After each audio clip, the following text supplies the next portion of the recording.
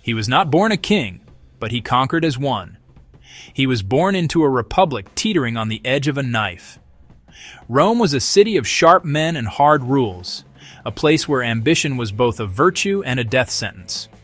The streets rang with fear and the anger of a people forgotten by their leaders. The old ways were cracking under the weight of their own success.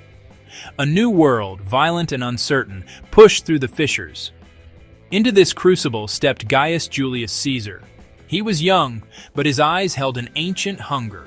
He learned the rhythms of the city with astonishing speed. He learned to move hearts with words. He flattered to gain allies. He intimidated to silence rivals. He made friends in high places and plans in the quiet of the night. He married for advantage, climbing the treacherous cursus honorum. He would not wait for fame to find him. He seized it. He used the law when it served him, and force when it was necessary. In Gaul, Caesar became more than a politician. He became a master of war. Campaigns taught him leadership, logistics, and the psychology of men in battle. He wrote of his victories in simple, powerful lines, dispatches crafted for Rome.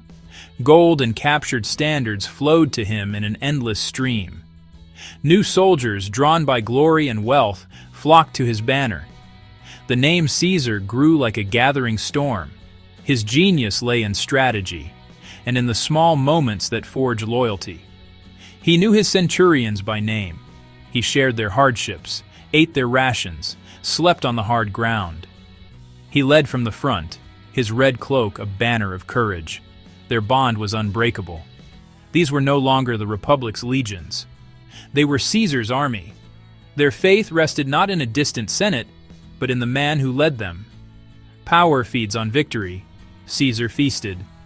In Rome, former allies began to fear him. One man now outweighed the Senate.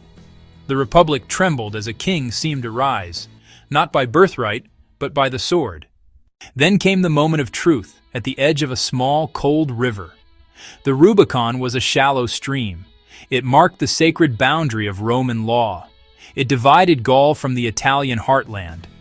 Crossing it with an army was insurrection, a declaration of war on Rome. It said with undeniable force, "I break the rule. I am the new rule." He looked back at the world he would leave, and forward to an uncertain future. Then, with iron resolve, he put his foot down. He gave the order to march. Alea iacta est, the die is cast. The die was thrown, and it landed on war. Armies, loyal soldiers, battle-hardened veterans, moved like storm clouds across Italy. Rome heard their drums, a distant heartbeat of doom. The Senate, which demanded his private return, shook with fury and terror. Allies equivocated, cities barred their gates, the Republic held its breath. He entered Rome not as a penitent, nor a thief in the night, but as a conqueror. Pompey fled, power's vacuum waited, and Caesar filled it. The end of the Republic had begun. He did not call himself king. In Rome the word was poison, a title bound to tyranny, and to a past Rome had rejected. Yet power wears many faces.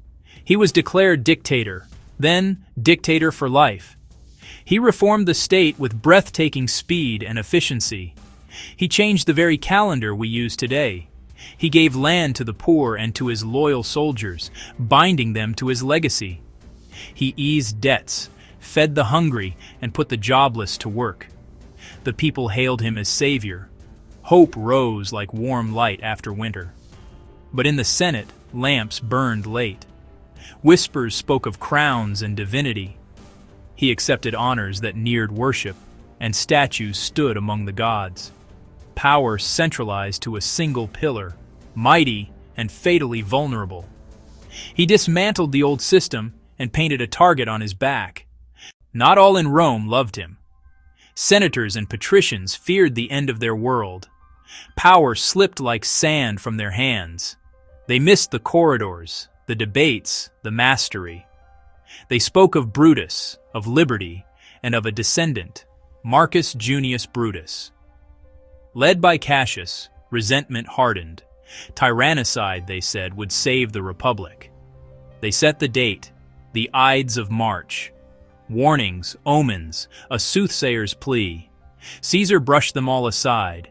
He took his seat among men he had pardoned, promoted, trusted. Then steel in a sudden rain, shock before pain, daggers found their mark. Through a forest of blades he saw a face he loved. "Et tu, brute!" a whisper heavy with disbelief and sorrow. He died at the foot of Pompey's statue. The assassins cried, "Liberty," unaware of what they had unleashed. The murder of Caesar did not restore the Republic. It destroyed it. Civil war returned, and new men rose. From the wreckage, crowns were forged. Yet the power of his legend outlived them all. If you enjoyed this story, subscribe for more tales of power, betrayal, and glory. He changed the world and paid the price. The name Caesar would echo for 2,000 years. Et tu, brute!